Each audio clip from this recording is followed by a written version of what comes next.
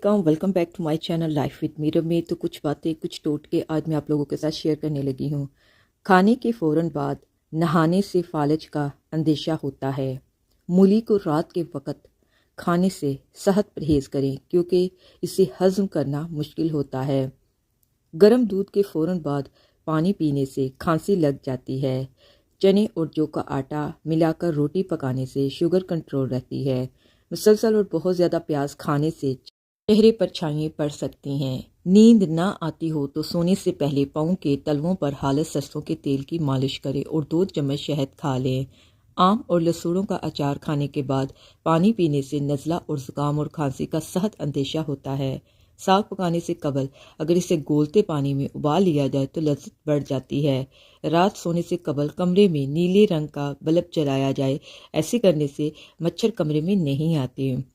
रोटी पकाकर रोटी के बर्तन में 1 अदद अदरक का टुकड़ा रख दिया जाए तो रोटी सारा दिन नरम और ताज़ा रहती है। चाय और दही के साथ नहीं खाना चाहिए। जब ये दोनों पेट में एक साथ मिलती हैं तो निज़ाम हाज़म को सुस्त कर देती है। ज़ुकाम के हाथमे के लिए थोड़ी सी चीनी हुए कोलों पर डालकर इसका धुआं सूंघे। सोने से पहले फल नहीं खाना चाहिए। इन्हें खाने का ये सबसे बुरा वक्त है क्योंकि इससे शुगर लेवल बढ़ जाती है और ये हालात आपको पूरी रात जगाते हैं। लेकिन अगर आप दिन के आगाज़ में खाते हैं तो पूरा दिन आप एक्टिव और फ्रेश रहेंगी। मोर वीडियो वॉच करने के लिए मेरे चैनल को ज़रूर सब्सक्राइब कीजिएगा। में अचानक दर्द हो जाए तो पाँव की छोटी उंगली का मसाज करने से काफ़ी हद तक आराम आता है। मूंगफली खाने से बाद में आप जब पानी पीते हैं इससे गुरेज करें क्योंकि इसके नतीजे में आपको खांसी हो सकती है और गला खुश्क हो सकता है। गोश्त और दूध एक साथ हरगिज़ इस्तेमाल ना करें वरना नुकसान होगा। अगर थोड़ा काम से थकन हो जाती है तो आप मनक्के या किशमिश इस्तेमाल करें।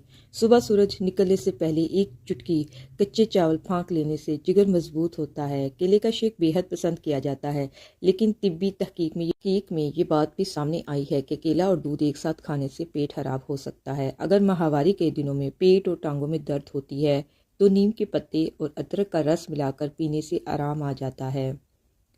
अंडे और केले का एक साथ खाने की आदत जिस्म के लिए नहायती नुकसानदेह साबित होती है। कोई भी चीज़ तलते हुए कढ़ाई में 2 या 3 बूंदें नींबू के रस की डाल दी जाए तो तेल तली हुई चीज़ों में कम जज़ब होगा।